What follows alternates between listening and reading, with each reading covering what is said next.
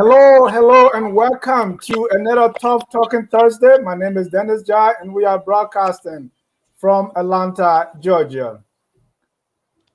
In our episode tonight, we have representing the Tough Talkers for the night. Joining us from all the way Canada, we have Mr. George Kanetule. George, welcome to Focus on Liberia. Thank you, Dennis. It's another day again. I'm happy to be here. And I'm just glad we're going to have this discussion. Thank you. Thank you. Also joining us from Connecticut is Mr. Josiah F. Joker. He's our democracy analyst. Joe, welcome to Focus on Liberia. Thank you very much. It's always a pleasure to be here. We also have a political activist, Mrs. Alice Welle Wilson Moba. Alice, welcome to Focus on Liberia on Tough Talking Thursday. Thank you. Always a pleasure being here. Last but not the least, we have our chief political analyst, Mr. Wilmot Wetikuni, aka CDC Pape. Okay, Dennis, I'm happy to be here. Thank you for the introduction. Thank you. Today is the end of Ramadan. On behalf of all of us here that focus on Liberia, we want to wish our Muslim brothers and sisters Eid Mubarak. This is a tough, long month, and I'm sorry I don't have any colleague around here so we can help to participate in the feast. Gentlemen, again, welcome, and we're all glad to have you. We have a few issues that we want to be talking tough on today. And has the song played from the beginning when the guy say, I don't need your tabata, me, I don't want your nonsense here, right? So if the issue is complete tabata, please do not hesitate to call it out, because right here we want to call it as it is. There are a few issues here that I want us to discuss. Number one, lawmakers express regret over ratifying APM Terminals agreement, says it is no good. In fact, almost 2 years ago, the managing director of the Free Port of Monrovia, also said the APM terminal agreement was not good and is bad for Liberia. In our second issue, President Weah has informed the legislature that the misapplied $6 million of Norwegian grant be recorded as debt to Liberia. The Norwegian government gave us grant from around 2012. When they did their audit, they said that amount was misapplied, so Liberia should pay that money back. President Weah wants that to be put on the book as debt.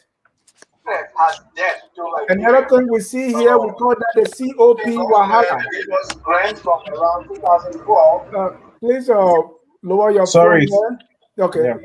We say the COP Wahala, one of the most viable pressure group in the country is the Council of Patriots. Some time ago, they staged 2 successful protests, but right now there is little bickering. We see people leaving the COP, either joining the ruling party, or we see kind of inside fight going on in the COP. So we turn that as the COP Wahala.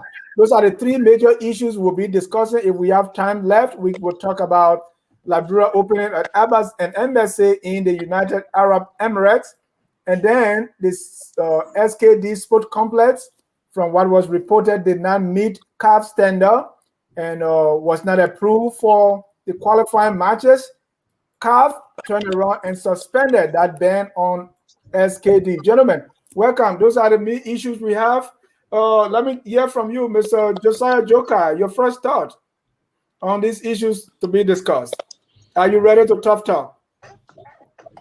Absolutely. I'm ready to contribute to the conversation here. And I think the topics that you just mentioned are very germane, very significant for us to discuss because they are issues of concern right now. So it's good to talk about them.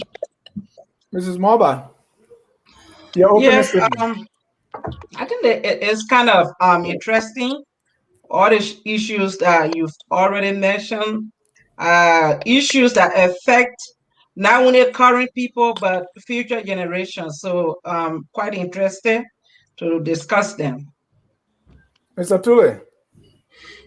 Yeah, These issues are germane and they're very important, particularly the issue of the APM terminal agreement contract, what it portends, how it affects us now, and how it affects us going forward.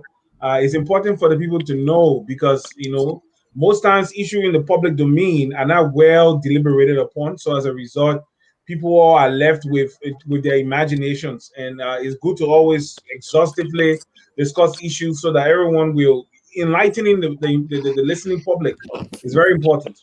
Thank you. Thank you. We want to welcome all our viewers from across the globe. This is Tough Talking Thursday. My name is Dennis Jai, along with Mr. Wilmon Weti Kuni. Your opening statement. Well, Dennis, again, thank you. I think these issues are consistent with the philosophy of FOL to discuss issues, all things about Liberia, to create a platform where we can analyze these issues and be able to inform our people, be able to create awareness so that armed with information and other things people can make the best decision they can make in their own self-interest. And we're going to begin with the issue of the APM terminal, just to bring our viewers up to speed. The APMT, the terminal operating arm of APM Mollard Marks Group, won a 25-year concession agreement to operate the port of Monrovia in October. That was in 2012, I believe. An agreement that includes, so under the APM terminal agreement, they're supposed to be rehabilitating the quay wall of the port, developing container and general cargo activities, and marine services for the port. And it says it's going to invest $120 million during the contract term and have 100% ownership of the terminal. And this was a 25-year agreement. Let me start with Mr. Tule. Mr. Tule, you were in Liberia at that time. Give our viewers a brief, background of what you know about this APM terminal agreement. And besides that, you're involved in business, so you interact with people at the port. Give us a little overview of this agreement.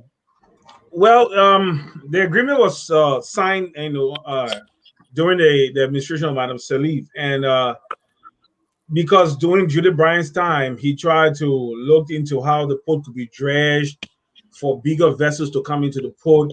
The port was not efficiently run. The equipment at the port were run down. They were very old. So as a result, they had so many breakdowns in terms of the gantry cranes and everything that was used for port, operations were just outdated. And there was a need for improvement of the facilities, of the infrastructure at the port. There was a need of improvement in the day-to-day running of the port. So they decided, and AP Muller Maersk is one of the biggest shipping companies in the world. They are Dutch, and when it comes to first-class port operations and ship building and ship operations, they cargo handling, cargo forwarding, they are top of the line. They are number one in the world if you look at it. So it wasn't bad going to a contract with AP Moller. But the thing is, like most things Liberian, we go into contracts as if to say we are begging the people to come and rob us. That's how we go into it. We put ourselves at a disadvantage in terms of the negotiation. Why? The people that are responsible to facilitate these discussions go into it in terms of how they can get kickbacks. So they do not go to the discussion from a point of strength.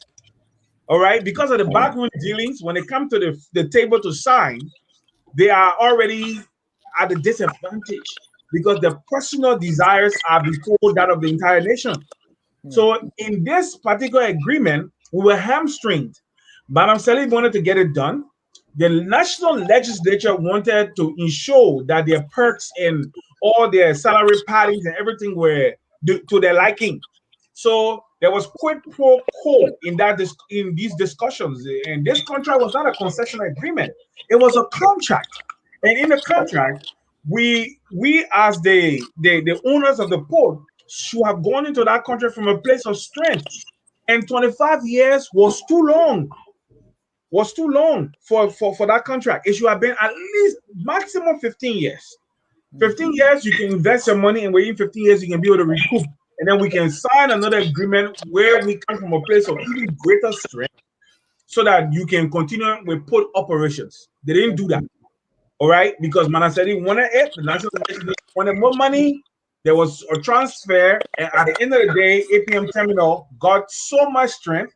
The contract was very weak in terms of its local content and how the responsibility of APM Terminal to the Liberian people, it was so weak. The language of the contract was so weak. As a result, they got everything. The Liberian people got nothing. And then when you mix that with the regular port collections, MPA operations, it puts us, the business people, at a serious disadvantage. And that's just not beautiful. Thank you. Mr. Joker, you understand a little bit about the legislature. How are these things normally signed? How do people get involved with them? And what does the process look like? Because we're going to come to, because right now some people who took part in these signing say they regret it. So what goes on behind closed door, even openly, when it comes to these kind of agreements? The interesting thing is that the whole process of instituting the agreement was not different from the forever and ever Firestone arrangement that was done in bad faith, the BHP Billiton, then BHP Billiton, the ArcelorMittal steel company arrangement. Nothing was actually different from the arrangement that brought into existence the APM Terminals agreement. The lawmakers, legislators, year in, year out, they enter into agreements on behalf of the Liberian people, with other Liberian people at the center of the discussions. They are always in those discussions for themselves, and so the provisions of those agreements usually end up being the language of the concessionaires themselves, the companies themselves, and not the Liberian people who are supposed to be represented by their own lawmakers. That's the unfortunate part. And the whole idea of the APM Terminals agreement, lawmakers that are calling for its revision now, it should be silent. They should be under the table at this time and not even saying that, because they were part of it. They were part of the discussions, many of them.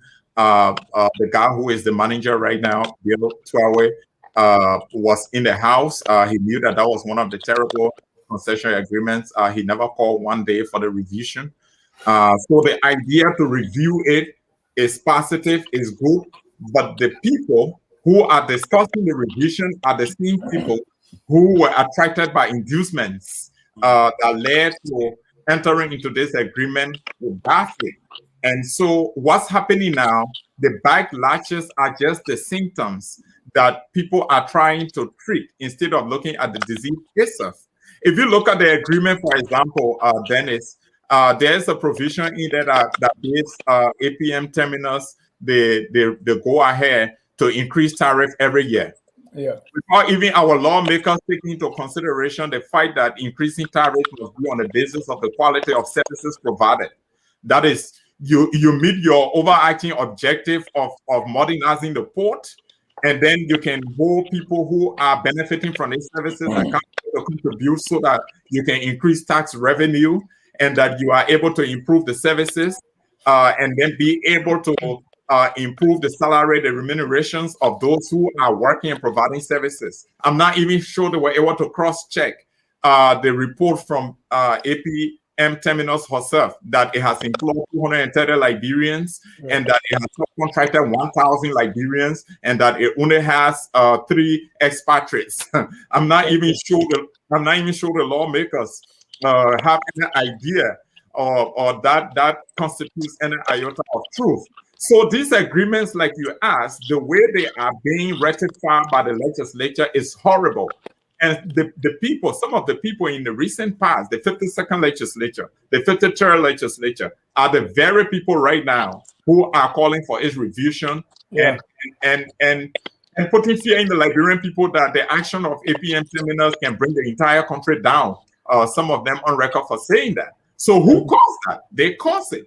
Yep. And they benefited from those prices, those inducements, and I can tell Liberian that was done in good faith, that they got the professional advice of people, of experts in the field, and they took it and incorporated those pieces of advice in the agreement. No, they didn't. They will listen to the hearings. They will organize the hearings. They will recall, the expert opinions that should inform the content of the agreement. But they won't put those expert opinions to work in the agreement. It doesn't work. Thank you. Alice, now the legislators, lawmakers are now expressing regret over ratifying the APM terminal agreement. Surprise? Well, I'm not surprised at all. First of all, I'm understanding that probably what was given to some of them, the kickback has already exhausted. And so the eyes are open. They saw what they did. It's not something new. Before the contract was signed or whatever concession was signed, they read those documents. Some of them might not have read the documents because all they wanted was to receive whatever they needed to receive. But some of them read the documents and they knew that those concessions were going to be something bad for Liberia. Or yet they went ahead and did what they wanted to do. So they got the money is finished, and now somebody is talking about they are regretting their action. How can you regret? Because those are some of the things they have to calculate. You have to calculate the result of your action before you take the action. But people are only concerned about what they can get today. They don't care about what happened to the rest of the Liberian people. And that's the problem I see with most people and how the country is being run. And coming up to say they regret it, it doesn't change anything. Your action has already caused damage. So why talk about it? So like you say, they need to go under the table and sit down. Hire yourself. Let other people talk about it. Mr. Cooney, APM legislators are expressing regrets. One of those who expressed the regret is now Senator Edwin Melvin Snow. He was in the House at that time, and this happened. Even the port manager who said it's bad for Liberia at that time was in the House as well. I think he moved from between Unity Party, CDC, back and forth, and now he's at the port. He said this is bad.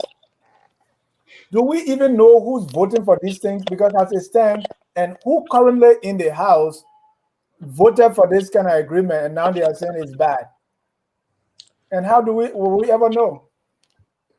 No, we will not know who voted for these concession agreements. But then let me go to a much greater point. I want to kind of paraphrase an exchange between Madam Salif and Dusty Wolokoli. When Madam Salif claimed that she could not do much about corruption in the country because members of the legislature that served under all were corrupt. And Dusty responded that what actually happened during Madam Salif's time is that despite her celebrity, despite the hope that Liberians had in her, that she had integrity and other things, she was basically the one that introduced corruption into the Liberian legislature through direct bribery. And that's the accusation from Dusty Wolokoli, who was a member of the legislature, who was present when some of these agreements were signed. Then that's what we're talking about here is the economic atrocity that Ellen Johnson Sirleaf and Joseph Boyka inflicted on the Liberian people. This is not just the APM terminal agreement. You can go from one agreement to the other. Any concession agreement you put forward, you will see all of these scenarios where the Liberian people were deliberately or have been deliberately exploited through the complicity of their own government. That is the situation that is unfolding. Mind you, the APM terminal agreement is the only agreement that APM has that grant APM 100% ownership of the terminal. The only agreement they have worldwide. And we were giving all of that right to APM, but we could not stand our ground to negotiate in the interest of the Liberian people. And some of the things, look, we all live here. Even things that are in the agreement, we lack either the interest or the capacity to ensure that these things are enforced. So we sign concession agreement, we sign contracts, and we leave the implementation of that contract to the companies. We don't care. We don't have monitoring officers to make sure that the contracts, the companies meet up with their obligations. You go to the meter steel, you find the same thing. All of these fine language about community support and other things like that, social contribution, all of these things, they amount to nothing. And you will go from concession agreement, from contract, from MOU. This is the classic case of the economic assault of the Salif Boyka administration, for which the Liberian people are suffering today. And it is very good that we are discussing these things so that the Liberian people can be aware. You took $16 billion concession agreement during your administration. And again, I sometimes tell you, with a small country like Liberia, somebody carries 16 billion. See how our people living. Thank you. It tells you the kind of contracts, the kind of agreement that these people sign. Thank you. George, we more call this economic atrocity by the Salif administration. The administration, this current government gave B+ and refused to audit. Okay. But my question to you here is, to what extent do these things even matter? We may blame the legislature to say, well, you didn't do due diligence or you want a kickback. But seriously, ourselves, being in the media, other politicians, pressure groups, are these things even discussed as an issue? Are they brought to the forefront to see, okay, who is approving what? What do these things mean to the daily lives of Liberians? You were in the media in Liberia. Are we discussing them? Yeah, we discuss it. Let me just say this to you. All right. What existed during Madam Salif and exists now under George Weah, excuse me, is the basic belief by politicians that whatever we do, all they will do is talk for 1 or 2 weeks and then they will go home and we will get our results. And that's it, because the populace, the general voting populace or the general body politic of Liberia are not really concerned with the day-to-day happenings behind the scene. As long as the generalized mentality, once they can have their food and they can be able to send their kids to school, that is okay for them. When this issue of APM terminal came up, we took it, we attacked it, we broke it down. We look at it from the point of local content, the liberalization laws. We look at it from the major seaport of Liberia being held hostage for 25 years by a company with no governmental oversight, complete carte blanche they were given to operate. And we looked at it from the point, like he said, economic sabotage. That really what it was. Madam Salif never really had interest in the future of Liberia. So everything she did was to hold the country hostage in the future. But before I go forward, I want to correct my brother woman here. We did not have $16 million brought to Liberia for investment. So don't say that is not being factual. Those concession agreements were worth that amount, but we never got to the place where those monies were invested by the concessionaires in Liberia. No. And then the worst thing that happened, after most of those concessions were signed, the world went into some economic recession in terms of the price of commodities dropping and China cutting down the amount of material they imported. So it affected the ability of even China Union to restart the bond mines concession. So when you want to look at it, you got to be factual. Was it economic sabotage? Yes.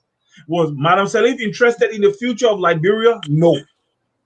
She didn't want to see, she didn't look down the road. All Madam Salif wanted, and I believe it was carefully planned by Madam Salif, hamstring the economy by all these bad faith, as my brother Josiah said, or by all these bad faith contractor and concessional agreements that will hamstring future governments that will come, because they have to go into a period of negotiation. And she knows, like my sister said, the corruption that is in the national legislature, even if the thing is about to be rewritten, it will still not be rewritten in good faith for it to please and benefit the future function of the Liberian economy. No, it would that what Edison and talking, so that he would take center stage again in the negotiations, so that at the end of the judge will have to look at him and say, oh, they've been making noise. If we have to go APM terminal, we now use the government and put money in your hand for you to go take care of the rest of the people. So when Justice said, like my brother Kuni said, when Justice said that Madam Salif was responsible, yes, she was responsible for the subverting, the subjugation, and the destruction of the national legislature. But I don't blame them. The Liberian populace voted charlatans and Ghana boys into the national legislature. The people deserve the people they elect. If you go and cast your vote for charlatans and Ghana boys to run national policy and to be able to help you carve out the future of your country, whatever you get, the people deserve those they elect.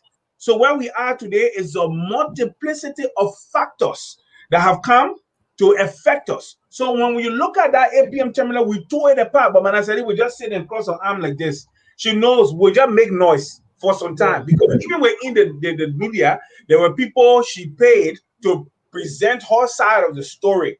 So as a result, when we talk, the Liberian people just didn't even mind us. So as a result, what is LNE2? What is APM terminal? What is the new concession agreement she signed with the furtherance of the Ashland Metal, or whatever? Thank you. Joe, let me come to you again before I go to Alex, because who's to blame? The Liberian people who sit there and do nothing? Because the voters have power, but it looked like we are not even looking at these things, and everything goes. And when it's time for even voting, these issues are not even brought in the forefront. What's happening here?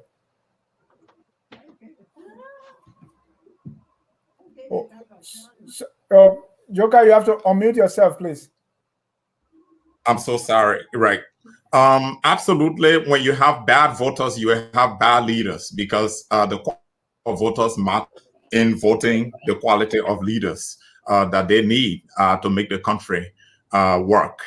That's the situation we have in Liberia. And sadly, those who are entrusted with the mandate to lead are the very ones who, from time to time, almost going to 200 years, will continue to subjugate and marginalize the people, so that they are limited in their thinking, the information, they need to make the decision to elect the right people. That's one aspect of it. Governments have a greater responsibility to be able to address the needs of the people, and one of which is through these foreign direct investments that we're talking about. So I'm glad that Tule made the clarification. He sharpened the contradiction from Wilmot about a $16 billion investment projection, because that's what was projected, that the investment that was supposed to take place over the period of time was supposed to be in the tune of 16 billion, but not a 16 billion cash available or that the government has sitting somewhere that it was operating from. Notwithstanding, Madam Salif is also responsible for some of the economic crimes in our history, because when you look at our first attempt in oil exploration, you look at what happened to Nokal, millions of dollars are found by her own son, overseeing it. That is still left to be accounted for. If you look at the Saudi princess grant to Liberia, for which many people laying Harry Greaves' death too. If you look at the Asila Metal, the BHP Billiton, the Alien, the APM, the APM Terminals agreement that we are discussing here, they all happen on her watch. But I don't know if that constitutes the greatest economic atrocities in our history, because when I look back a little bit and look at Leminco, the bomb mines, what you see there is just a big hole left. After so many years, you know, getting our resources, of wrecking that whole place. If you look at Lamco in Nimba, if you look at it, if you look at bomb mines. So I don't know if Kuni is right. Why Yah State, he used the barometer to measure the extent of the economic atrocities committed by Erling. But if you look at our history in terms of how we have entered into agreements, you look at Firestone, you look at everything, how we've entered into concession agreements. We've never put the people at the center stage. It has never been about the development of the country. It's been about a certain group of people who will have the opportunity to state power, to the state covers at the given time. That has always been the case in our country. It's a situation that is very sad, and irrespective of everything that has happened economically, Josh Weah now has the stewardship. He has a responsibility to make sure that Madam Ellen Johnson Sirleaf and her cohorts, her croonings, who are responsible for these economic crimes, to be prosecuted, so that we can be able to set the stage, you know, a new agenda moving forward. But it is the other way around. We keep going back blaming people for their actions. We're not taking actions. Madam Sirleaf is not dead. She's alive. She's moving around with her croonings. Prosecute her. Prosecute those in her team, in her circle, responsible for what happened to our country economically. Thank you. Mr. Kuni, I want you to respond, because both Josh and Josiah think, so respond to them before I go to Alice to chime in. Look, Joe and my brother Tule, all they're doing, they're just passing words. I mean, the supporters of the Sirleaf government, they are the one being toting the whole idea. Sirleaf carry 16 billion investment to Liberia. I mean, that's what the site has, one of accomplishment. Whether it actually, nobody is saying that somebody carries $16 billion in a suitcase and carry to Liberia. But what Madam Sirleaf and her cronies and her supporters, the Unity Party and other people, all of their talking points has always been, I know their talking points. She waived the debt. She carries $16 billion investment into Liberia. That's their talking point.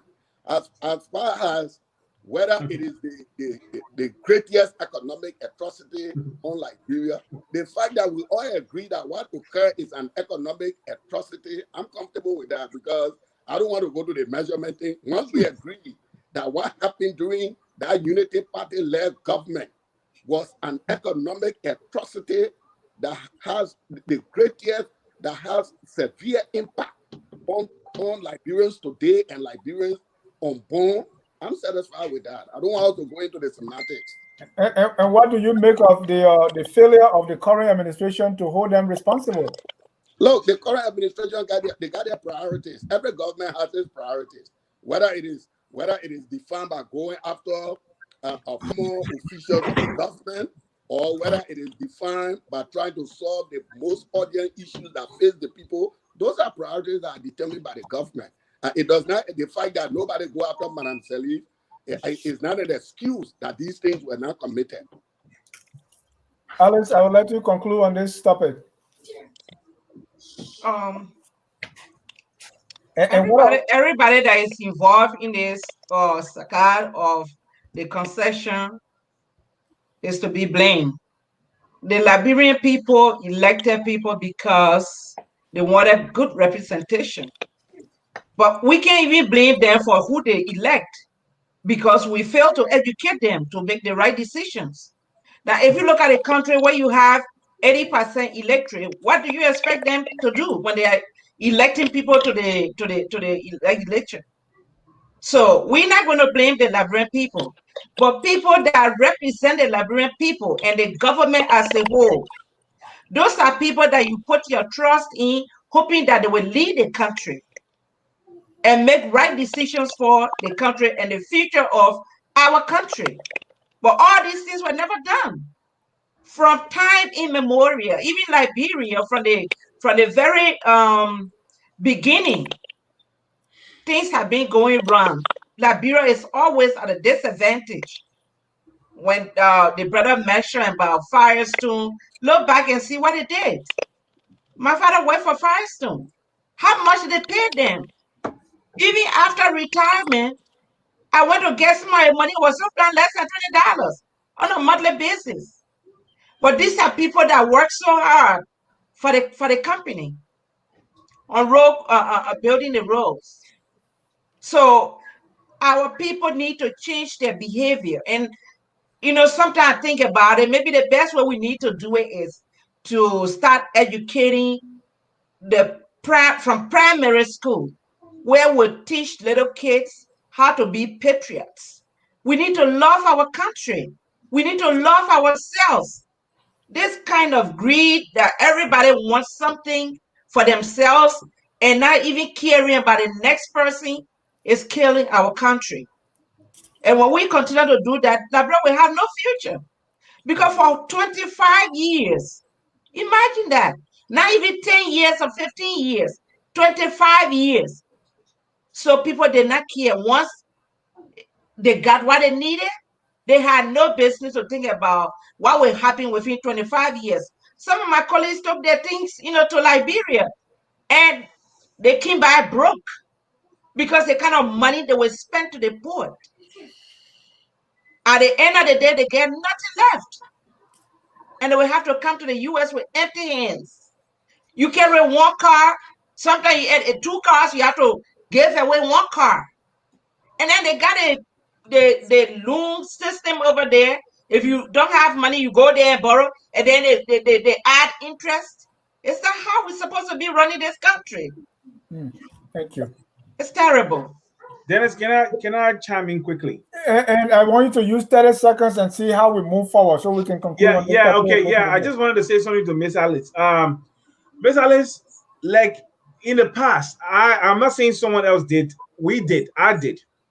We went around talking to people about the facts regarding political aspirants seeking offices in Liberia. The people don't want when they fix their minds on something, no matter what fact you present to them, they will tell you, say, I think you just talking because you're against the person. You see, it's so frustrating. I won't kid you. You will sit down and say, look, we need to look at this country, how we move the country forward. Take, for instance, sorry, Dennis, let me just say this quickly. How would Judge Weah hold Madam Salif accountable, or the president or the former government accountable, when he decided in his arrangement with her that you're going to retain some of her officials, and they got them in government. He has them in government with him today, and the only reason why is because of the thing: you scratch my back, I scratch your back, and that's it. So as a result, when Brandon Samuka issue came up first, and he said that there was nothing Brandon Samuka had an answer for, he paid the first amount of installment for Brandon Samuka. When Brandon Samuka refused to go and join CDC, then it became a criminal case. So at the end of the day, the problem with Liberia is the disingenuousness of us. I'll give you a common example. Not because I'm against CDC today, when Manasari did something wrong, I'm supposed to not say yes, Manasari did something wrong. Or because I say I will support Joe Boca. If Joe Boca is culpable for a particular action, I'm not supposed to point out the fact that Joe Boca was responsible for something. Or in Kuni's case, Judge Weah can do no wrong. That's just being disingenuous. That's how our people are not helped. We are the ones that's supposed to hold these politicians accountable, and we demand probity and accountability. But if we say because I support Alice, that means I cannot stand and say, Alice, I hold you responsible for these actions that you did. That's wrong. That's how our people are not helped. Thank you. Thank you. Mr. Kuni, you are on me. What? I got to get 30 seconds. The man call my name in. Okay, go ahead. Get the 30 seconds because he was not supposed to call your name. Exactly. Look, you're so fascinated with it, Joe. We're talking a contract that was signed before Joe Weah even became senator. You still want us to tie Joe Weah to it. The point I'm trying to tell you, government got their priorities, and our country is fragile. You bring about Brandon Samuka. Sometimes it's exactly the point. Yeah, Brandon Samuka that is being prosecuted for acts that he committed. Everybody is saying that trial is being manipulated by George Weah. That is the country we have. So you're talking about going after a former president. Do you know the fallout and other things like that? The government will have to make a judgment as to what areas they want to put their political capital and political resources on. We are investigating Samuka, who committed a crime. And people don't see Samuka crime. They see George, we have political manipulation. These are what we're talking about.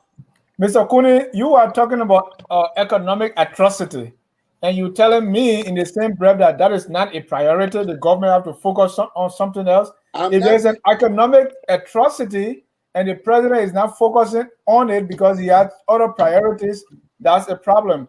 The second thing is what Tule said is you scratch my back, I scratch my back. Had Brownie Samuka supported the CDC, he wouldn't be in the trouble that he's in. That's the point he's making. It's speculative. And that leads on to our next point, which says President Weah has informed the legislature that the misapplied 6 million Norwegian grant money be put on the books as debt. Again, the Norwegian government gave us a grant to help with electricity expansion back in under President Sirleaf. The Norwegian government performed an audit and found that 6 million was misapplied. You could say misapplied, misappropriated, mismanaged, or even stolen. Now the president is saying, put this on the book as debt and let us repay it because maybe government is continuity. Alice, let me come to you first. First of all, what's your feeling when you heard this? That the audit was conducted by Norwegian government. They found that 6 million misapplied. President said, let's pay it and let's put it in the budget. Your thought? Well, misapplication of funds is a business as usual. So it's not surprising to me. When the money was given, I know that the Norwegian government spelled out exactly what the money was to be used for. But they decided to do whatever they wanted to do with the money. And now the people found out that the money was misapplied and is becoming a debt again for Liberia. Liberia is already in too much trouble. We are drowning in debt. So they keep adding more debt. It is very disappointing that the government will not do exactly what they are supposed to do, and every time funds will be either missing or misapplied. So I'm disappointed, and I think they're doing so much injustice to the next generation, because with all the debt that we are in, it will be very hard for the next generation to continue taking this country forward if they cannot even pay some of the debts. At least when Madam Sadi came to power, some of the debt was erased. They were forgiven. But who knows whether any debt will ever be forgiven. And people are not really making wise decisions. We continue to dance in the cycle, misappropriating funds, and as long as it benefits us, we don't care. What did they do with the money? What did they do that they needed to do so much and they couldn't do what the government asked them to do with this money? It's terrible. Really, I'm speechless. Mr. Kuni, first of all, I think it's good news that the government is acting on an audit report, right? I don't know whether they are doing this because the audit was not done in or by Liberians, but they are acting on the audit report, and the president is saying, let's pay the money back. Good move, bad move? What do you think? Mr. Kuni, sorry. You go ahead. I think the president is acting in the manner that any responsible government would do. And this is why we refer to when we say the government is continuity. Again, as you mentioned, these were a money aid that was given to the country even before Georgia became a senator. But now these are things that are catching up with us. What is the president to do? To tell the Norwegian people that no, we're not paying the money. The responsible thing is you honor all the obligations of the government. And that's what the president is doing. So I think it's a responsible action. But again, it adds to the economic atrocity I'm talking about. You see, we could celebrate the $4 billion debt that was waived by the international community during Madam Sirleaf time. You and I will question that debt. Wow, our country, what did we do with $4 billion?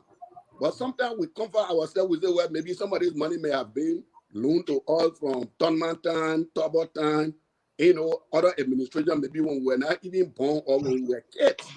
At the end of Madame Salif's government, despite the fact that the international community wiped the Liberian debt sheet clean, at the end of that government accumulated another close to $1 billion debt, about 800 and some more $1 million in debt. We are asking ourselves, within that time, what was that $800 million used for? What did Liberian people got in return for that $800 million debt from Madame Salif's administration? This is just an addition to the economic atrocity that I'm talking about, that Ellen Johnson Sirleaf and her company inflicted on the Liberian people, for which the Liberian people will pay for a very long time. For a very long time. You add that to even look how the woman manipulated the Libyan holding company. During her entire administration, the United Nations was paying an amount of $6 million monthly for that facility. Ellen formed a private company with some of her cronies, and they personally got that money. These are things that impact the Liberian people. And again, we go to these agreements. You go to every country you ask. Countries that got some of these, Ghana has APM Terminals. They didn't get it to 100% a terminal right, but they got a better deal. Even Second, Guinea got a better deal than Second. What is the due diligence that our leaders are using to enter into these agreements on behalf of our people? I think that's the most important question. Thank you. Mr. Joka, do we know exactly what this money was spent on or misapplied on? And do we also know who did what? Do you think some hair's going to roll here, or we just going to give the Norwegian government this check without even knowing who's responsible and who needs to maybe restitute some money here? Dennis, I will begin by saying that the communication from the Norwegian government about this money being misapplied is a shame for our country. Is a negative projection. It is terrible. It is something that I personally don't want to be associated with. When I hear the news of this nature, I feel too bad as a Liberian. It imposes serious leadership questions, to us as a country, integrity question, honesty question to us as a country, and this is very shameful. Let me just let you know that my opinion on this, the president's action to request the legislature to record this as part of our debt, is also in bad faith. Is one of the worst decisions to make. Look, Madame Sirleaf is alive. Madame Sirleaf administration was in charge when this grant was given to Liberia. Madame Sirleaf presided over the implementation of the LEC project as the chief executive of the country. We're not looking for people who are responsible for the misapplication or the thievery here we're talking about. The people are available. Like Kuni said in his own words, government is continuity. It's true, I agree. George Weah has a greater responsibility to engage with the Norwegian government, and that has to be done by realistic actions taken. When the grant was given, prior to it being given like other grants from other nations, there are milestones that are approved. There are milestones to achieve for which the grants can be given. It was not given in absentia or in vacuum. There were milestones to be accomplished using this grant for the LEC project, the expansion project. So if those milestones were not met and the Norwegian government went back, taking into consideration those milestones and conducted an audit and realized that the money was not used for the intended purpose, it is the responsibility of the current administration to ensure that those who were entrusted with the grant are held accountable. That's the first action that should be taken by the government. And the government must be able to communicate to the Norwegian government that, hey, thank you for the audit report. This government is going to act. What we are doing right now, the first action is for us to do an investigation, and we will continue to update you as events unfold regarding the investigation. We are committed to the repayment of this money. However, this is how it's going to go. Now, if you come back to add that to the debt, like Ali said already, we are drowning in the sea of debts, and we have a serious economic issues in our country. Then you're not even showing any seriousness that you want to account for the people's money, even to the Norwegian government, because the Norwegian government knows that Liberia is so poor. We are the poorest. When are we going to prioritize paying a $6 million debt when we are even looking for millions of dollars for our educational system, for our healthcare system, to reduce hunger in our country, to address our infrastructure issue? So what we need to be talking here is to make sure, firstly, that the government be committed to holding those who committed this crime accountable. That's the first thing the president should be announcing before even talking about having a discussion with financial experts as to how we can deal with this debt issue that the last regime got us into by misapplying the $6 million. So this is not realistic action on the part of the president. This is just a ploy to continue to scratch Madame Salif's back for whatever she did for him in 2017. This is exactly the point. He doesn't have the balls. If he asks me, he lacks the balls to hold her accountable. The only thing they're going to do is rubber stamp legislature is going to accept his request to add this to the debt. And it's going to be like, move on. Let's move on. That's going to be it. Thank you. George, other report is, I don't know. Do you think the government has this other report? Because it will give some specifics, some details of what went wrong. Oh, yeah. And I think that, not in bad faith per se, but I want to jump back a little bit, right? Coming into power, it was incumbent upon George Weah to institute a general audit of the previous government to know what happened in terms of the day-to-day fiscal control, fiscal implementation of governmental policies, and the fiscal implementation of the budget. So we come to a place we are aware of the lapses, of the gaps, of the misappropriation, the misapplication, and the outright thievery. So we know where we are regarding each.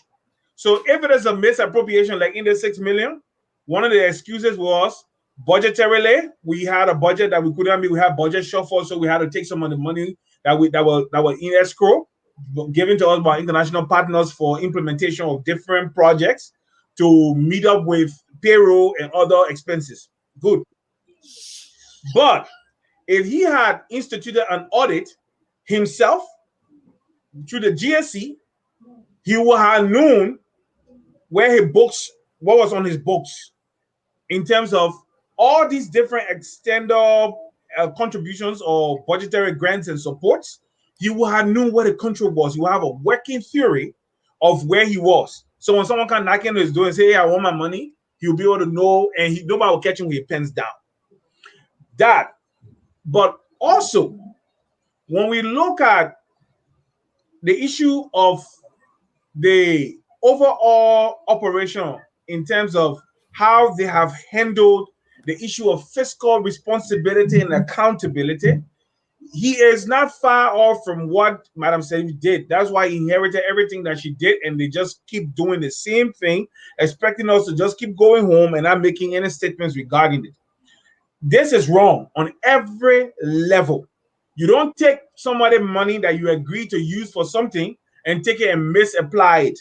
The first thing I want to make here, one of the major points I want to make here, when Madam Salif announced the increase in the budget, national budget before the 2011 elections, it was a political ploy.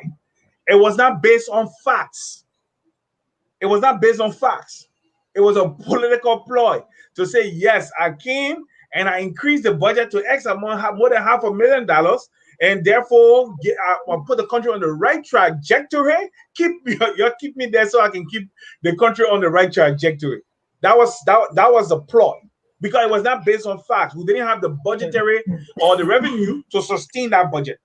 So from 2012 till she left office, her budget was always in shortfall. Her budget was always in shortfall. So they were digging hole to always cover hole. And as a result, we are where we are. And guess what? George Weah inherited the same budget. Instead of Samuel Tua coming to him and say, boss man, their budget is not realistic. There's no way we can meet it based on our revenue projections. So let's go ahead and tell the Liberian people the truth. that we have to cut the budget down and institute austerity to be able to have fiscal discipline, fiscal control. They went with the same charade. That budget is not realistic. There's no way we can meet it. We don't have the revenue. So as a result, the lie continues. Mr. Cooney, is there anything about this budget, about this grant, that you think you can hold the current government responsible? Because it looked like to me with the APM terminal nowadays, grant money, it's like what the people are saying is true. The president is trying to protect the Salif administration and not really holding all accountable. And you were saying that's because of priorities. Let me hear what you say to this one.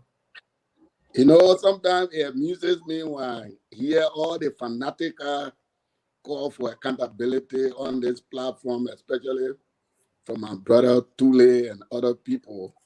I mean, these are the people that will call for accountability on one hand, but when you see accountability on the other hand, you say it's politically motivated. I still bring the Samuka issue.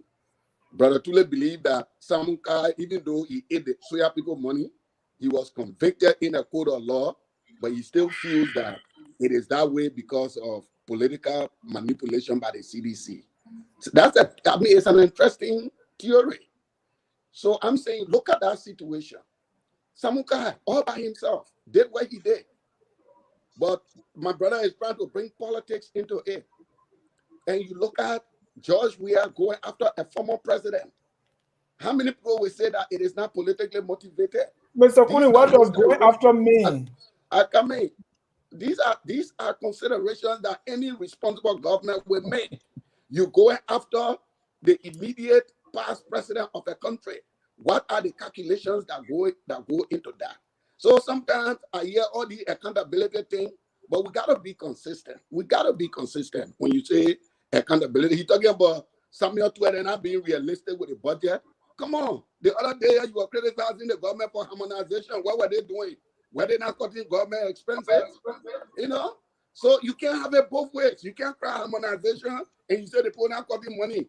You can't say Samukai's crime that he committed is a political wish hunt, but Georgia didn't go after Ellen Johnson Sirleaf. You can't have it both ways. Thank you. Can I respond? Yeah. Hold on, Alex, do you agree? Well, I don't agree with that. I feel if the government want to work on accountability, they need to do it across the board. If you have 6 million that is not accounted for, it was misapplied, and then you did nothing and go into the legislatures to register it as debt, but yet you got another person behind bars investigated and said they committed crime for this exact thing, then there's something wrong with that. The first thing the president should have done was to make sure that he investigated what happened to the money, who misapplied it. All that investigation should have gone on, and then whoever that was found guilty be behind bars. Then we know he means business. But he can't just go, and say, well, my people just register it as debt. But then on the other hand, you acting tough. So I want to believe Tule, who said, because Samuka refused to join the CDC. Tule, your name has been called twice now. 30 seconds. And then it's selective. My point here is selective. I'm not absolving Samuka of any wrongdoing here. Let me tell you something. Samuka reported me to the NSA severally. Not once, not twice. Ask Kalasco Damaro. He will tell you. Samuka texted him. I was in studio. I had FM. Kalasco was standing outside the door, and Samuka was texting Kalasco. And NSA came to me and said Samuka reported many times. They operated with me. The only reason why they never arrested me because everything I was saying was the fact. Okay, Samuka was very, very corrupt under Madam Sirleaf because he's some sort of godson to Madam Sirleaf, so he operated outside the scope of everything. He was extra. He did everything wrong. Soldiers had scholarships that Samuka would take and give it to girlfriend relatives to go on scholarship that are for Liberian soldiers. So let's come forward. When George Weah came to power, now that he didn't know all he was senator for 2.5 years. He saw all these things then firsthand. Okay, why didn't he institute a public audit? So that when you start acting, nobody can say you're being selective. Okay, institute a public audit. Then when you're acting, everybody will know that you have a published audit report that you are acting upon, and you gave your how you call it, your accountability institutions the right to, or your integrity institutions the right to go after criminals and to prosecute the LSC, the Internal Revenue Agency, and the GSC. But he didn't do anything of such. Let me tell you something, Kuni. I will never absolve Madam Salif. I am not a Salif. Two more seconds. Yeah. I will never absolve Madam Salif or the responsibility she have to destroying Liberia almost irreparably by even making sure that George Weah become president of that country. It's an irreparable damage that she did to our country. She ruled for 12 years. She brought us to a place where right over the precipice of the cliff of nothingness. So handing us over to George Weah just made sure that we were pushed beyond the abyss into a place of oblivion, a place of hopelessness. Our country has no foundation. It's going nowhere because we have people in power who do not know what they are doing. It's simple. So let me come to the issue of Twe. Yeah. 1 minute, sir. Let me come to the issue of Twe. When I said to you that Twe, you never spoke to George Weah and say, hey, boss, this economy is not going away. Let me tell you something. The biggest thing that I held Madam Salif responsible for was her lack of honesty. George Weah, too, is also for, he doesn't even talk to Liberian people. He has no respect for them because like, whatever I do, they will just accept my actions. Okay? Come to the people and talk to the people and tell the people what is what. Be honest. We are very forgiving. We are willing to work with anybody. Thank you. Thank you. Ladies and gentlemen, if you are just joining us, this is Tough Talking Thursday. My guest, Mrs. Alice Wilson Momba, is joining us here from Atlanta, Georgia. She's in the state capital. Josh Tula is joining us from Canada.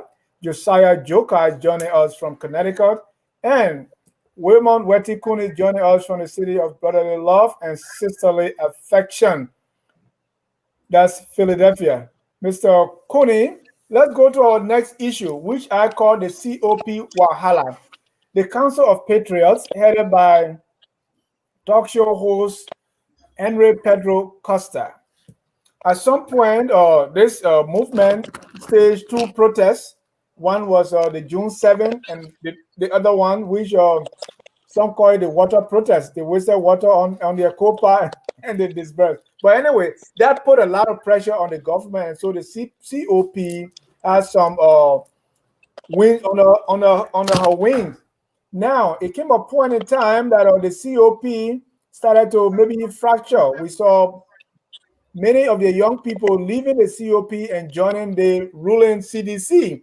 And what happened? They became CDC COP or COP CDC, one of those foolish nomenclature. Now we also see that there is a little problem with the chairman of the COP and some of his young comrades. And some have even written him publicly and they have defected. Interestingly, these people that left the COP are members of a group called Darren's Dealer Cyber Team.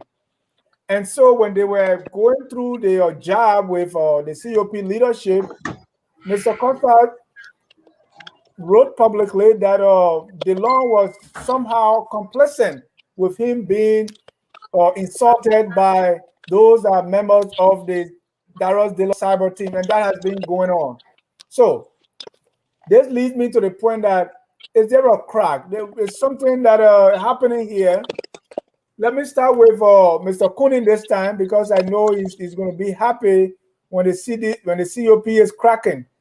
Mr. Kunin, in any democracy, we need pressure group, we need political party, because if these elements are not part, we don't have democracy. What do you make of the Wahala in the COP?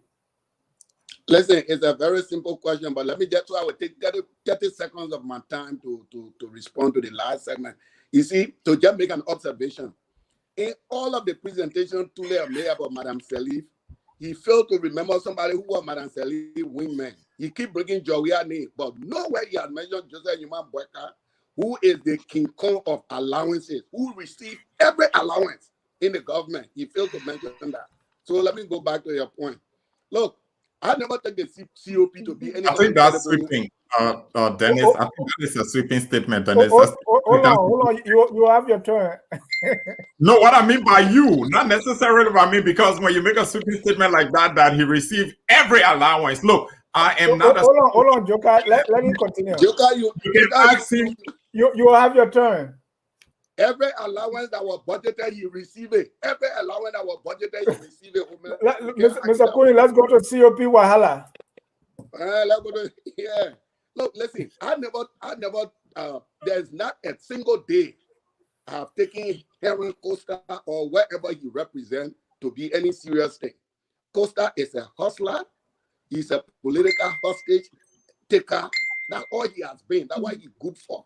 That COP is not a pressure group, Dennis. The other time we were on the show, I asked you to apologize to Progressive because sometimes you let to give nomenclature to these things that come near nothing.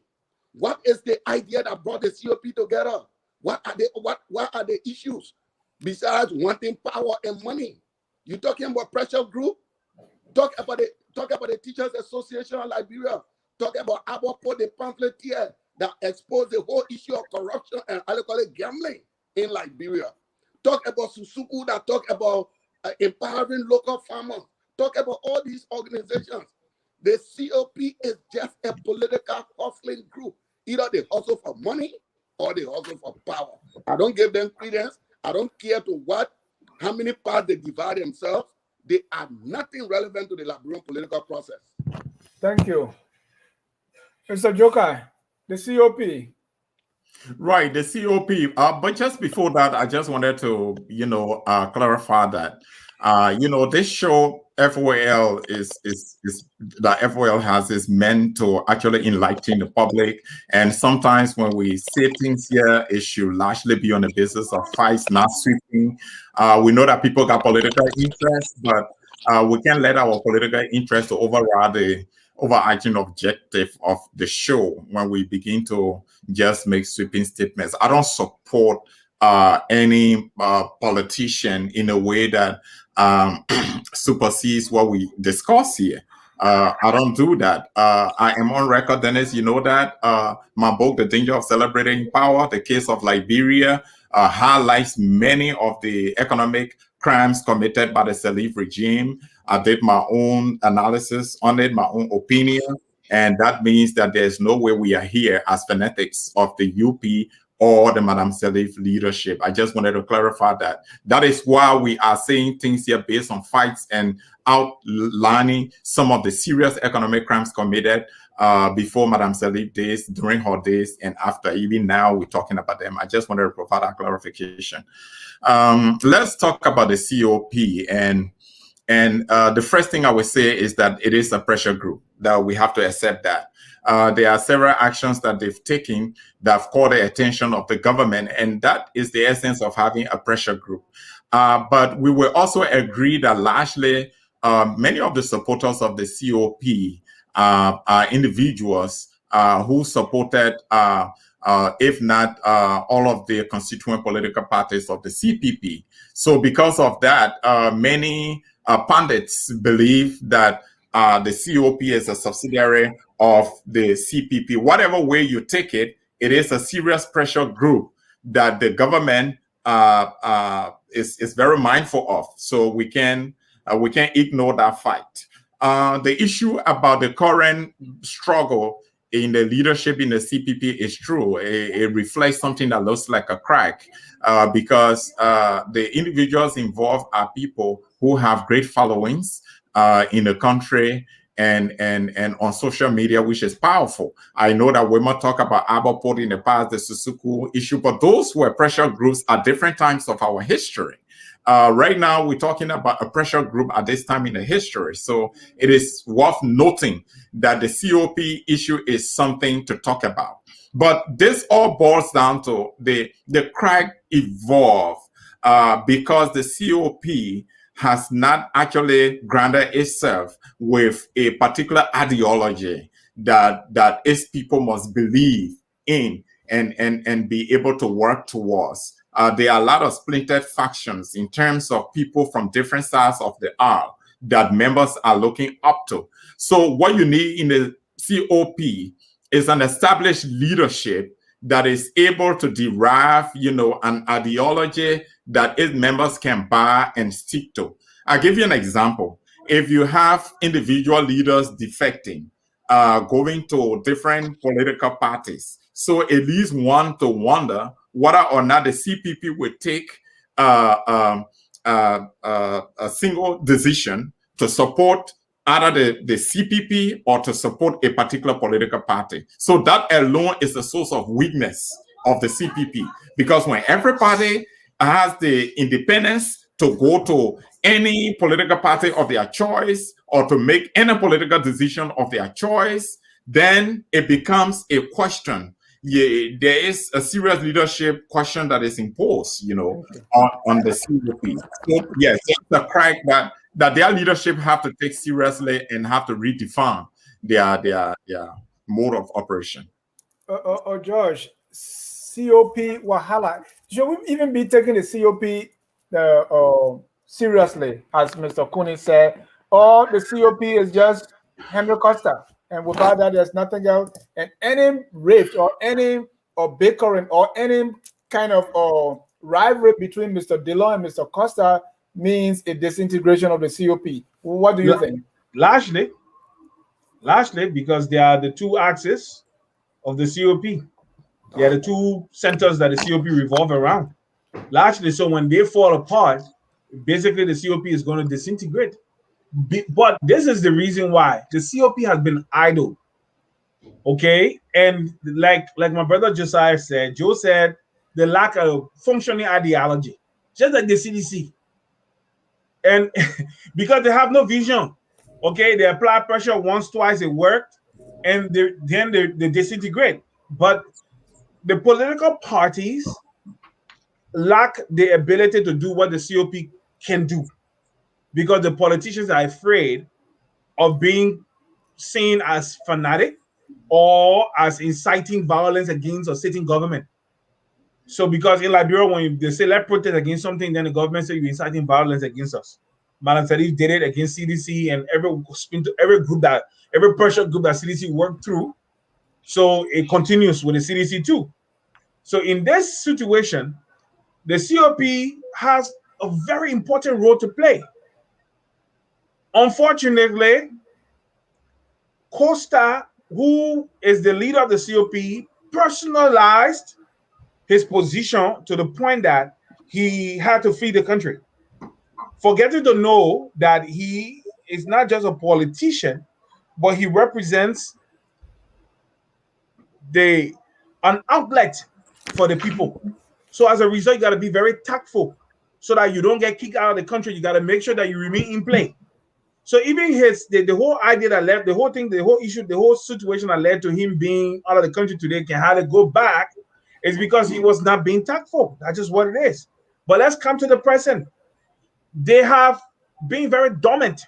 That's why they are doing infighting, because if they had an outlet for all their frustrations and everything, because they have enough things to speak about, they should have remained engaged with the government, holding the government feet to the fire on several issues.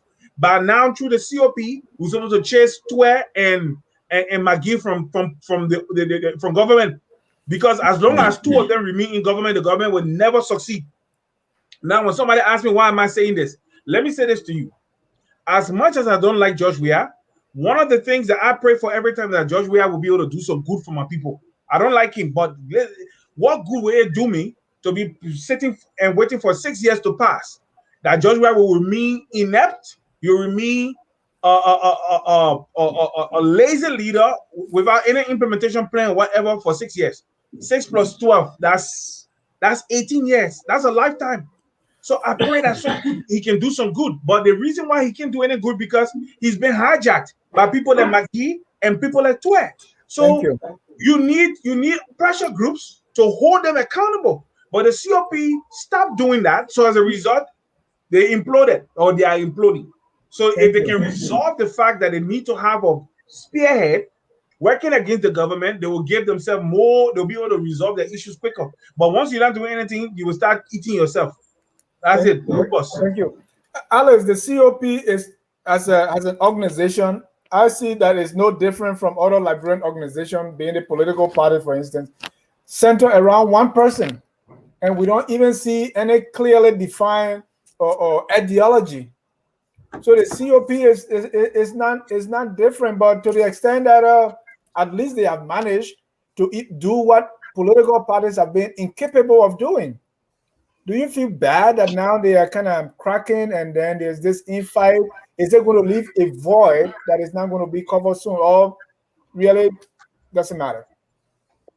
Well, everything you start is important to make sure that you can end it. Wow. And that's why you have to strategize to be able to reach that far. One of the problems that Liberians face is whether it's political party or organizations, other organizations, we always center around one individual. And because of that, the individual is not available now, even with political parties, the party is dead. So it's important to have an ideology. Most of the kids that follow COP, they were kind of mesmerized by Costa's talking, his personality. Those are little things that get them to do, like follow and do most of the things that they did. But there was nothing, or there is nothing that they can sit and say, well, this is what I believe in. This is what we can do. Even if Costa is not in Liberia, we can stage a protest. Why would Costa always leave from the United States, go to Liberia before protest is held? I mean, a kind of protest that would make impact. It's because everything centers around him. And the two people that all these things center around, if they are not working together now, of course, we'll go nowhere. You will see the crack. Because most of the kids will follow Delon, some of them will stay with Costa, and those who didn't want to choose between the both of them will go to other parties. Simple. Mr. Kunin, let's conclude on this. What Henry Costa is saying is the children are insulting me, and DeLon, you are not talking. DeLon say, well, these children, they only bear my name, but I didn't form them. Look like a cockfight to me. What do you think? Yeah, but it's exactly the point that Alice just made, and some of the points that Joe and other people have been making. This is why, for me, I don't take this group as a serious political pressure group. This is a group of individuals that come together that have appropriated the grievances, the legitimate grievances of the Liberian people for their own gain. And the reason why I say it's not a serious pressure group, Dennis. Yeah, Joe, I agree with you. Some of the organizations I mentioned, they were pressure group of their time. But we have to have some standard here. When we say this is a national pressure group to influence decisions in our country, this group must have grand name, not just in Monrovia.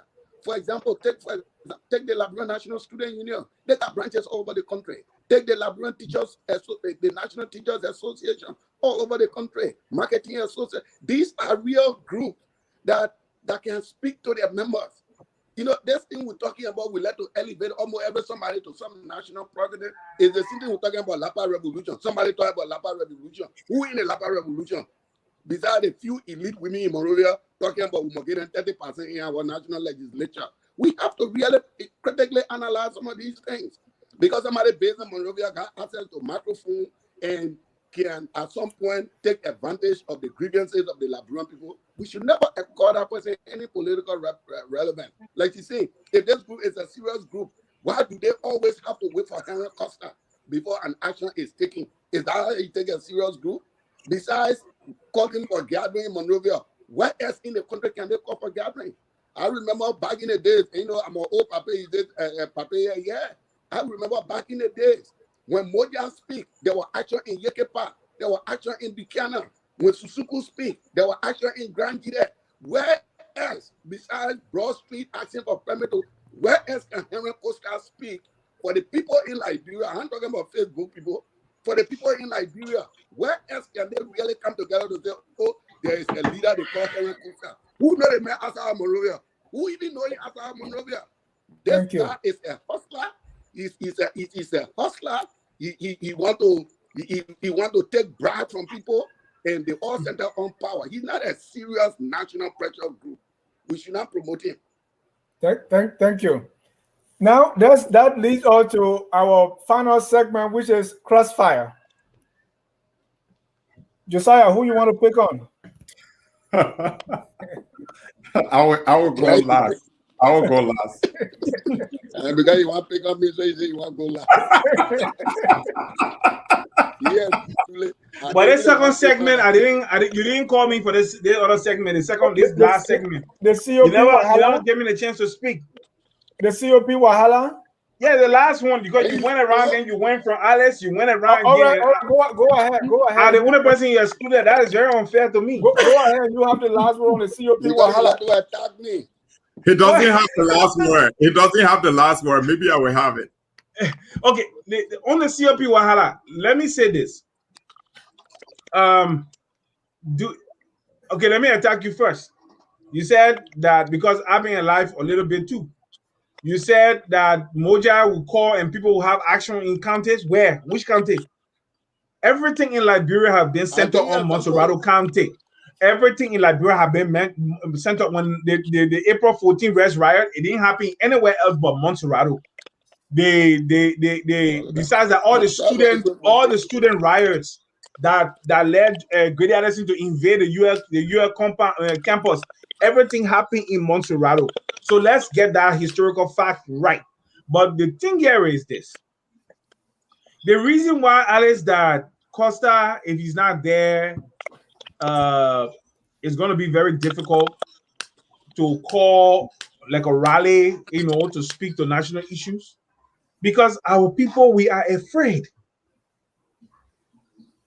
Nobody else is you'll find very few people willing to put a hand up and say, because this group of bandits that are there right now called the CDC, they're able to send able to send somebody to come and hunt you and kill you in the night. If you want to lead such a group, and be honest, because they are very intolerant of divergent views. They can't stand people to criticize them. That's why I mentioned my brother Sekou Damaro. Like he used to be sitting outside the studio when I criticized Madam Salif. When he talked to these guys, he would come running to me and bring me the text messages of his exchanges with them. He was happy that we're holding Madam Salif's feet to the fire. But right now, by the time I criticize John, I call him unfit for national leadership. What did they do? He, the Gray, and everyone else, they blocked me on Facebook because they can't stand the fact that you call a spade a spade. So for COP to have relevance is one thing. For COP to have the liver or the gumption to be able to call a rally, to stand against the government, if you don't have somebody who's willing to make that sacrifice and be brave and bold like Costa, how many persons can stand up? He and myself, we have our disagreements and he knows it. But I will always support him when he stands to speak against the excesses in government. Any other thing, we have our disagreement. But he knows how much I stand with him and I protect him when it comes to that. How many persons can stand in Liberia and say, you're rally around me? I gave you, before I leave, when I wanted to make sure that Darlington Pelena, he's in Philadelphia today, he was incarcerated falsely by Madam Salif because he embarrassed her in 2 elections. When I wanted to make sure, me and Alex Biede wanted to free Moses Carter today, he was CDC government because he's CDC man. Wanted to free Darlington Pelena. We held Madam Salif hostage for the high-level panel meeting in Liberia. Madam Salif had to send Philip Wisser and T-Max to come and beg us. They called me to a meeting in secret and begged me and begged Alex and said, we're begging you, you don't disgrace. Madam Salif said she doesn't want you to disgrace her. When the meeting is over, she will look into your case. And as she said, when the meeting was over, she called the judge and begged the judge to resolve the case. And the case was resolved. What the judge did, the judge went and took all the people who they accused, including Darlington, and took them to the victim in Peaceville, put them in the bus, and drove them to Peaceville. Drove the prisoners to Peaceville to resolve the situation. So I'm just saying pressure groups are very important, but integrity matters too. Thank you. Let me go to our comments, and then we're going to skip the crossfire and go to Tabata. Do we have comments? Guys with me, Collie say, point of correction, the COP is not a pressure group, but an opposition wing, period. Jonathan Kabase, you are absolutely right, as usual, Mr. Kuni. Christopher Walter Tobasi, a die-hard sedition, say, Judge Tule is dangerously misinformed. Sad. Yanni San say, interesting discussion. Christopher has something long here. He said, the art of politics, I love it. The President Weah and PYJ are the master of the art of politics in Liberia, but President Weah is the best of all time. I told you. Peter Koch, he said, with all these problems or discrepancies in government, who do you think now is best to be president in 2023? Uncle Pete, man from all the counties. Okay, that's the man from all the counties. Yanni also say our leaders don't want to improve our lives. Manjanga's son, Man United, say, this is the same joker who said that President George Weah can never become my president. Does anyone expect anything commendable from him towards this government? Josiah, that's a direct attack. Oh, I mean, he's right. He quoted me. He slipped a little bit. After the election, I was very clear and said that he was not my president. And after 1 week, I did a 9-page article expressing why I did not vote for him. And I discussed it on 3 of the nation's major radio stations. And I also proffer a lot of pieces of advice and policy advice for George Weah in order for him to succeed. I think when I made a statement, I came back to that statement on national radio and I discussed why I said it. So I think that's history now. Okay, but you didn't withdraw the statement. I did. I said I wrote my article. I mentioned it. I underscore it. I didn't just publish it openly, but I also discussed it on radio station. And I said why I said a statement. Not that I didn't accept him as the president of the country, but I didn't accept him on the basis of not being qualified, his background completely unrelated to the responsibility that he had as president, executive of the nation. Yeah. Thank you. Dr. Badran Kula said all of those groups have a role to play in a democracy. So including the COP, all have a role. And Yanni disagree with the person who said that Tule is misinformed. He said, you think so? The gentleman is intelligent. And Augusta Flomo say, Josiah said Weah is not his president, so I don't take him seriously. Augusta, you got to give more than that. Not because you disagree with him, so you don't take him seriously. But ladies and gentlemen, we are way out of time, so we're going to conclude with this. What is the Tabata going on in Liberia that you want to speak to directly? Let me start. All right, go ahead. The number one Tabata that I want to contend with right now is the destruction of our forests and our river, the pollution of our environment with mercury by Chinese and other foreigners, just doing illegal mining, stripping the land and destroying it irreparably or irreparably for generations, and then polluting our waterways that will affect our children with mercury and all sorts, and nobody's doing anything. They are going even into what we call forest reserve areas to mine gold, to do strip mining. Okay, and I just saw something today. Ghana sent, when Ghana realized that this issue was so terrible and that their waterways were being polluted, against their mineral development laws and their environmental laws, they sent in the army. The army went, every illegal mine that they saw, they destroyed completely.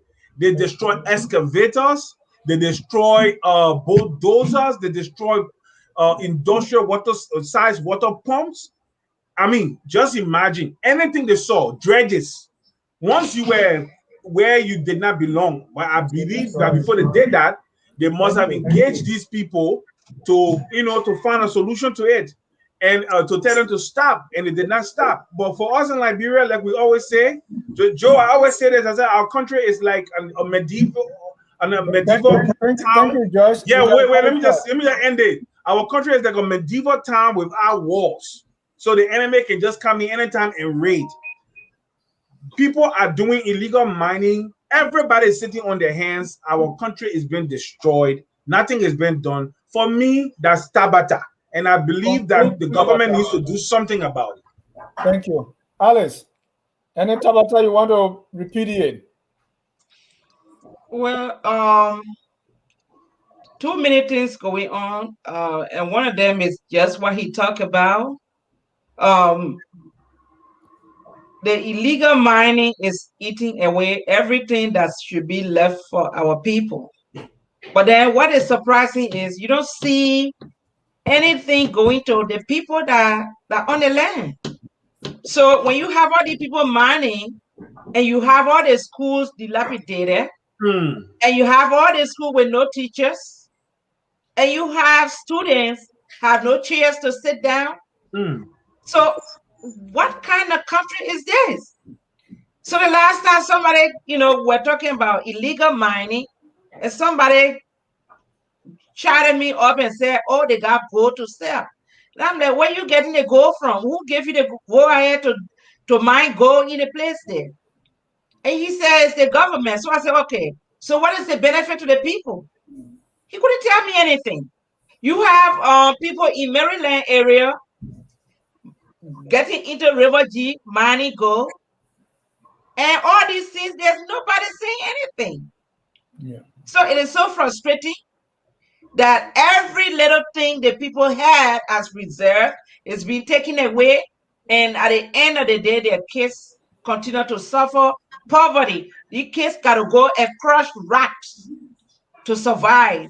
They have to leave school and go to the gold mine to find money, or even decide not to even come back to school, which is not helping the country and generations to come who will still be illiterate, because they're giving us all reasons to be illiterate. It's like nobody cares. Everybody fend for themselves. So that's really Tabata.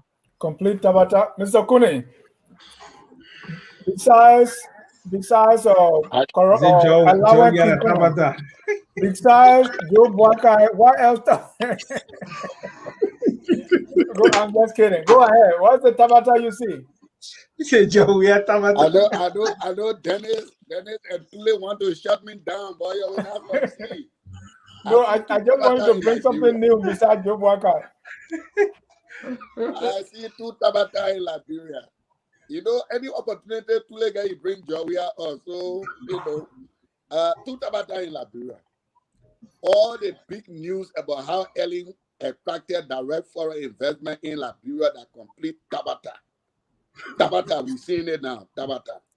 Then the next Tabata I see in Liberia are people who decry the corruption of Ellen Johnson Sirleaf, but at the same time trying to sneak in Joe Buakai on the Liberian people as a clean person. That's a complete Tabata. Joe Buakai was Ellen Johnson Sirleaf wingman. He was present at every signing ceremony. He was present when every decision was made.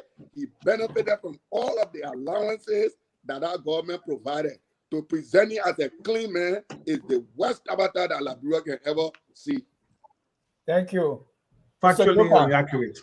Right. The Tabata I see in Monrovia is the inaction, the inability of the Weah administration to fight corruption institutionally, rather chasing individuals. They chase Cabinet Janet. They are chasing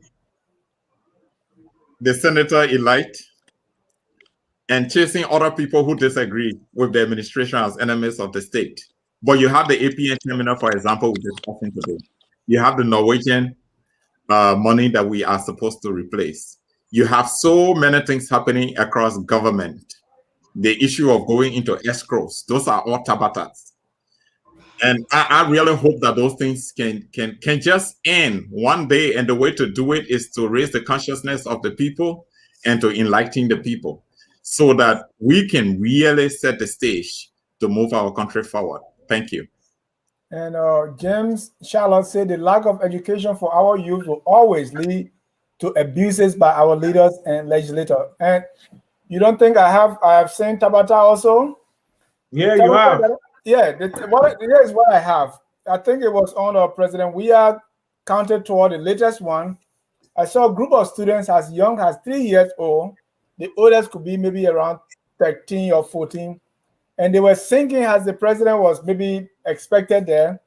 And the song goes like this: I'm 16. I promise upon when I turn 18, I'm going to vote for him. And there is this guy who's supposed to be their teacher singing too with such bad English. and they are singing. And the kids, and you know clearly that they are not 16. And then they asked one of the little girls, why are you saying that? He said, because of his gooseness. So I'm wondering to myself, what if they say, if I turn 18, I want to be in college? Or if I turn 18, I will know how to pronounce this word correctly. Instead, somebody who's supposed to benefit from some form of generosity from the president or some form of handout is making these babies to sing. They'll sing. I promise upon when I turn, I'm 16 now, even though you can see the 3, 4, 5 years old. When I turn 18, I will vote for him. That's complete Tabata. Education is dear to my heart. We should do well to educate our children instead of making them like we are in someone liking it to North Korea, where you are programming these people to do things. On that note, let me bring you some announcement here. Tomorrow we have our literary hour, and on the literary hour we'll have letters. Part 2 will be letters. Also on Saturday, Mr. Edo Zawiye is probably the oldest or the eldest talk show host, will be making his case for Joseph Newman Boakai, why Mr. Boakai should have the CPP ticket and also eventually become president of Liberia. That's coming on Saturday at 1 p.m. That's Pazawi making the case for JNB. Also on Saturday, we're going to be talking trash.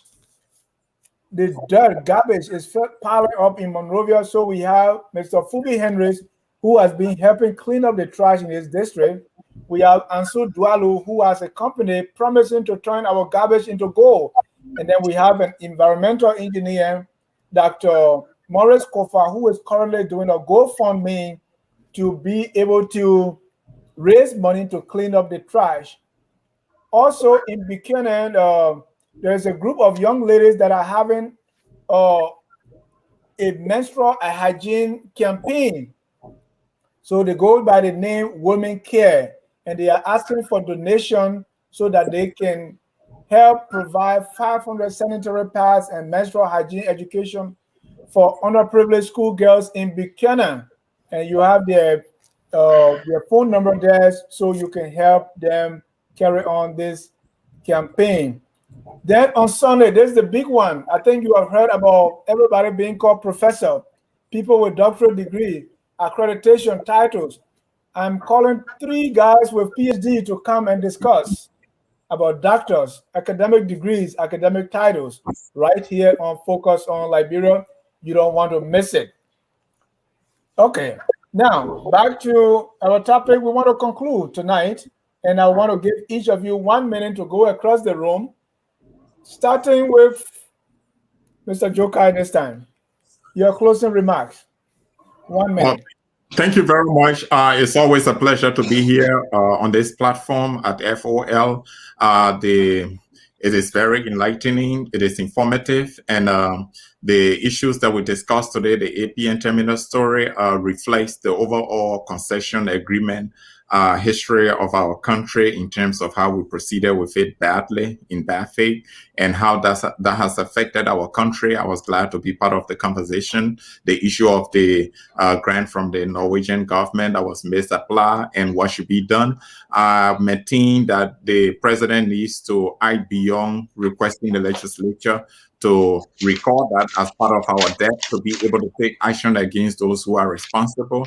It is in his purview to do that, and we have the tools necessary to facilitate the process. So I just like to say thank you, and thanks to my colleagues, the panels, who together we were able to discuss the issues and to provide the kind of information that is needed to inform our citizenry. Thank you very much. Thank you. Alice? It was a pleasure being on the show. I already had my position about the APM terminal. I think it was a wrong thing that was done by the legislature. They did not go, through the concession wisely, and now some of them are crying foul. I think it's too late for that. So we need to do better to investigate before we put our signatures to concessions or any kind of agreement. And the first thing should be to think about the Liberian people. What would be the benefit of the Liberian people instead of our own benefits? We also talk about the money that was given by the Norwegian government. I think it was the wrong thing that the government did to misapply it. If somebody gives you something and they want you to use it for a purpose, it's better to use it for that purpose no matter what, because you did not know, it was not part of their budget. It was something they did not know about. So it was wise enough to use it for the intended purpose, but it was never done. I think the president should, first of all, investigate instead of just assuming that or agreeing that Liberia is indebted to the government over there. We have to investigate, and whoever is found guilty, that person should be made to restitute the money. Same thing. Let want to be fair. Let's be fair across the board and not picking and choosing on who to punish and who not to punish. Thank you, Mr. Kone. Well, thank you for the time. The discussion here today, especially regarding the APM terminal, reflects one of the country's historical sin that has been committed by elites in that country over generations. We hope that the discussion and the issues that have come up tonight will be used as a guide for the current political leadership, especially the legislature, to look at contracts that come before them and make sure that the interest of Liberia is reflected in those contracts, concessions, or agreement. Regarding other issues we talk about, I appreciate the discussion on accountability, but we have to really be consistent when it comes to the issue of accountability. We cannot compartmentalize corruption. It can be that when the person is closer to us, we rationalize the corruption, and then when the person is far from us, we cry loud on the corruption. It can be that when the person is from our region, we rally money to pay for the corruption, and when the person is not from our region, then we crucify the person. It has to be a consistent national fight. I believe all of us here want an accountable Liberia where people are accountable for their action. One point I want to raise here, is also concerning to me, the issue of illegal mining, not only for its economic impact, but it has national security implication. I'm hoping that authorities in Monrovia will be able to look at that and make some intervention. We should be able to protect the entire territorial confines of Liberia, and to have people who we don't know coming into our country, that is a problem, and they're mining our resources. So I think it was a good point that Tule brought in today, and I share that sentiment. Thank you. Thank you. Before I go to you, Tule, let me just slip in a few more comments. Leon Harris said illegal mining has been going on in Liberia from the day we were not born. So we should not make this to look like it's President George M. Weah that is causing this problem. I brought this up because every time you say something, we always politicize it. Then Drake say is one of the biggest tabata I can think of right now is the sexual exploitation of our little girls. And he continued with his tabata story, say also the lack of patriotism is also a gigantic tabata. And then one last comment I want to read here.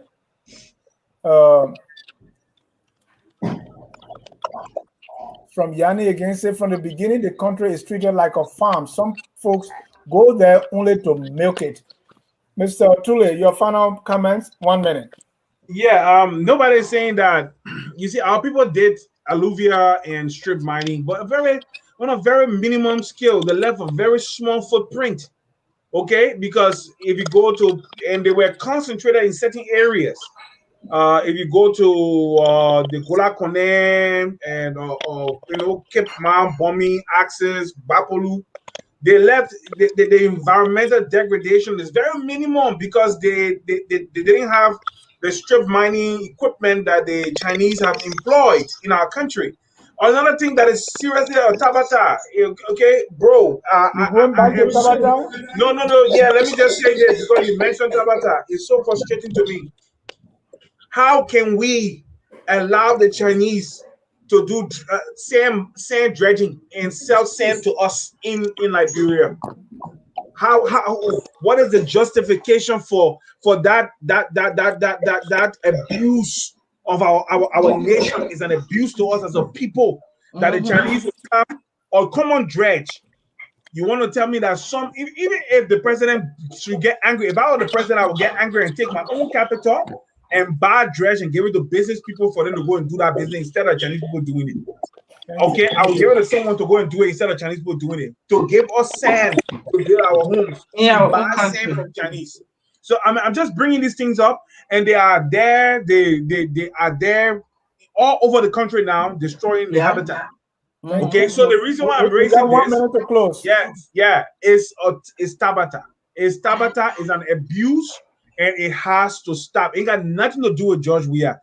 People were using pickaxe and shovels. These guys are using excavators, bulldozers. They are stripping the land, and they are polluting the environment for generations with mercury. And guess what? Let me say this to you. People in the hinterland, most of the time, they draw water from the rivers to do their basic amenities on a daily basis. Mercury, when it gets into children, it causes retardation, just like lead.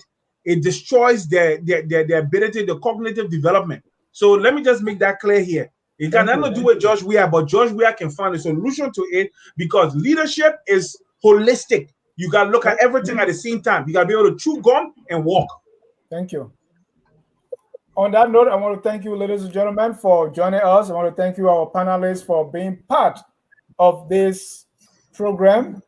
Keep your dial here at Focus on Liberia, where we educate, we elevate, and promote all things Liberia. Until then, my name is Dennis Jazz, signing off on behalf of the Focus on Liberia family with our song that says, "We are all Liberia." And really, let's take this song seriously because whether you support President Weah or not, whether you support Joe Boakai or you believe that he's allowing King Kong, or you believe George Weah is incompetent, or you think Cummings is the right person or is a newcomer, whatever you believe, we are all Liberians and we must do everything within our power to make Liberia that glorious land of liberty. Good night and God bless you. We are Liberians. Liberia is our home. Liberian people.